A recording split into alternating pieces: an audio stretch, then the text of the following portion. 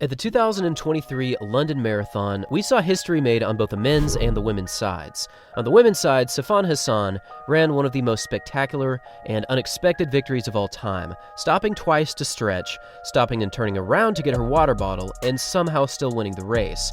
And then on the men's side, as many of you remember, Kelvin Kiptum made a superhuman effort and made history, running a time of 2 hours, 1 minute, and 25 seconds, breaking Eliud Kipchoge's course record and falling only 16 seconds away from the current world record. If you look at his pace on a graph, you can see that the last 15 to 20 kilometers was outrageously fast, faster than anyone else to ever run over this distance. However, what happened outside of this competition might be even more dramatic, because Kelvin Kiptum right now is in a very difficult situation, and it does seem as though his contract is a lot more confusing than many people think. So back in 2022, right after Kelvin Kiptum won the Valencia Marathon in a time of 2 hours, 1 minute, and 53 seconds, he apparently signed a contract with a Chinese company, Kyodan, and he apparently signed this contract for a very, very handsome amount of money.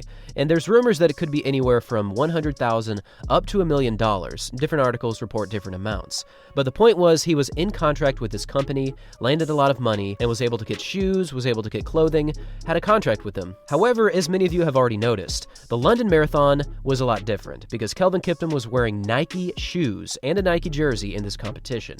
So what exactly happened?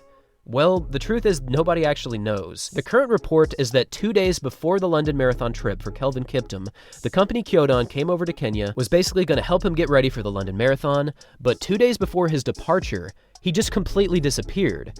And yes, this does seem kind of sketchy, but this is only a report, so it's not necessarily the truth. However, this is certainly a troubling situation. So for Kyodan, who went over to Kenya to help him, they couldn't find him, and then just decided, okay, we're gonna go to London and watch our athlete run.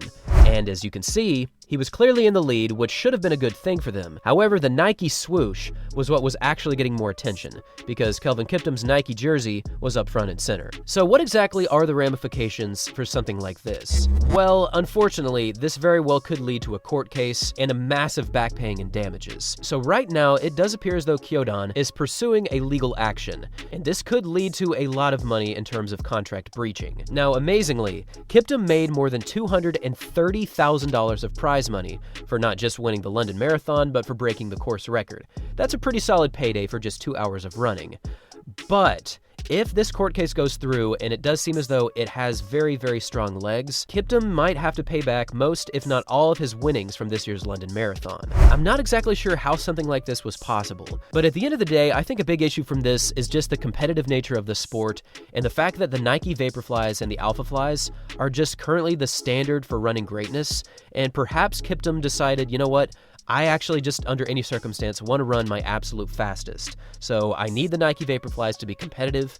Even though, honestly, he ran so fast, he probably could have won that race in any shoe. I really do think that played a big part in his decision to go with Nike. This is certainly a confusing and rather troubling situation for Kelvin Kiptum, and I certainly hope it doesn't affect his ability to train or to run in his next race and really pursue what he wants to pursue, because my goodness, is he running out of this world fast. He is clearly on a path to world record greatness, and I've talked about this before, but there is the possibility that he could go to this year's Berlin Marathon and make a real attempt at Kipchoge's world record, which of course stands at 2 hours, 1 minute, and 9 seconds. If he could just run his first half in 1 hour and 1 minute flat, and then throw down his typical insanity that he does for the second half, he could be under 2 hours and 1 minute.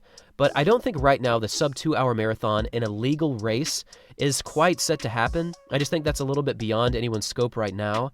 However, if anyone could do it, it would certainly be Kelvin Kiptum, because throwing down a 13-minute and 49-second 5K in this year's London Marathon in the rain is something that we've never seen before. In fact, if you take a look back at this graph, you can see that that surge for an entire 5K comes out to a pace of 1 hour and 56 minutes for the marathon. That is insane. So clearly Kiptum is an out-of-this-world athlete running incredible times, but this contract breaching situation is certainly problematic, and there is certainly a lot more to this situation that is soon to unfold. And with all of this in mind, I want to hear from all of you. What exactly do you think is happening, and why do you think this happened in the first place? Leave your thoughts in the comment section down below. Thanks for watching, everyone, and as always, until next time.